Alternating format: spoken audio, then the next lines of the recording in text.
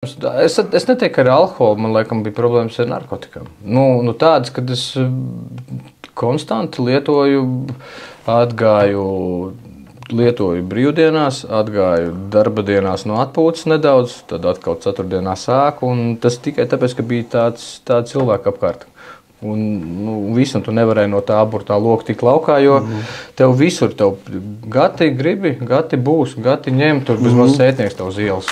Davai, iešņaust. Kā es no tā tiku vaļā? Es to jau esmu iepriekš teicis, kad es